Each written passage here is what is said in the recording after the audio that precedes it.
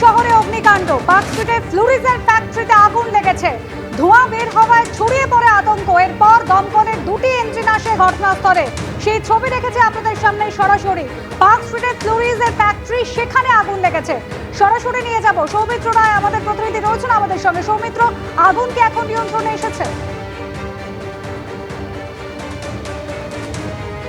দেখো নুসুয়া, যেটা জানতে পারা যাচ্ছে যে আজ রাত 8:30 নাগাদ, আনুমানিক 8:30 নাগাদ এই পার্কস্ট্রিটে এপিজে বিল্ডিং যে রয়েছে সেখানে ফ্লুরিজের যে ফ্যাক্টরি রয়েছে সেখানে আগুন লাগে।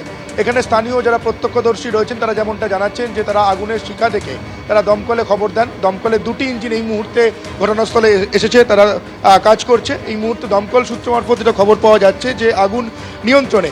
তবে এই ফ্যাক্টরিতে তুমি জানো যে কেকের ফ্যাক্টরি, খুব স্বাভাবিকভাবেই এখানে বিভিন্ন দাহ্য পদার্থ মজুত রয়েছে এবং সেখানে আগুন লাগার সঙ্গে সঙ্গে এখানে প্রচুর ধোঁয়া তৈরি হয়। যেটা দেখতে পাওয়া যাচ্ছে যে দমকলের যারা কর্মী রয়েছেন তারা এখানে ফ্যান, টেবিল ফ্যান যেমন নিয়ে গিয়েছেন, তার পাশাপাশি মাস্ক নিয়ে গেছেন এবং অক্সিজেন সিলিন্ডার সেগুলো তারা কিছুক্ষণ আগেই এখানে দমকলের কর্মীরা নিয়ে গেছেন। তার কারণ এখান থেকেই বোঝা যাচ্ছে এবং দমকলের যারা কর্মী তারা যেমনটা বলছেন, যারা ঘটনাস্থলে রয়েছেন তারা যেমনটা বলছেন যে যেখানে আগুন লেগেছে সেখানে প্রচুর স্মোক রয়েছে, ফলে ধোঁয়া থাকায় তাদের কাজ করতে অসুবিধা হচ্ছে। সেই কারণেই তারা অক্সিজেন সিলিন্ডার এবং মাস্ক নিয়ে ঘটনাস্থলে পৌঁছেছেন। এই মুহূর্তে তুমি দেখতে পাচ্ছ আমার ক্যামেরা পার্সন প্রতিক্রিয়া যে ছবি দেখাচ্ছে, দমকলের দুটি ইঞ্জিন কাজ করছে। দমকল সূত্র মারফত যেটা খবর পাওয়া যাচ্ছে আগুন এই মুহূর্তে নিয়ন্ত্রণে, তবে প্রচুর ধোঁয়া রয়েছে।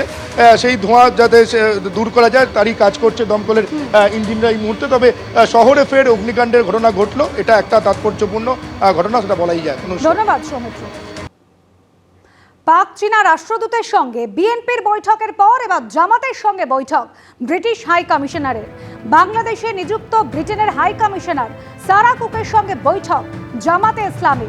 সম্প্রতি বাংলাদেশে হিন্দুদের ওপর আক্রমণ নিয়ে সরব হন ব্রিটিশ সাংসদ, আর এবার ব্রিটিশ হাই কমিশনারের সঙ্গে বৈঠক জামাতে ইসলামীর প্রতিনিধি দলের।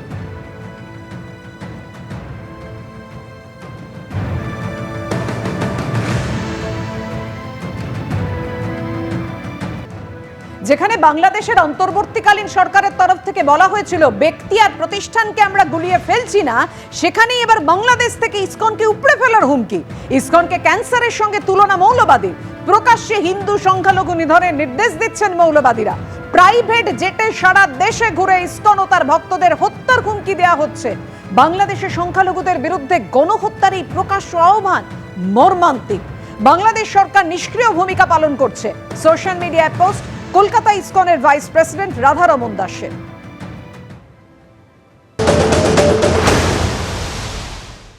আমি স্পষ্ট দেখতে পাচ্ছি বাংলাদেশে এখন সবচেয়ে বড় বিপর্যয়কারী হচ্ছে ইসকন। ইসকন হচ্ছে হিন্দুত্ববাদী উগ্রবাদী এক সংগঠন।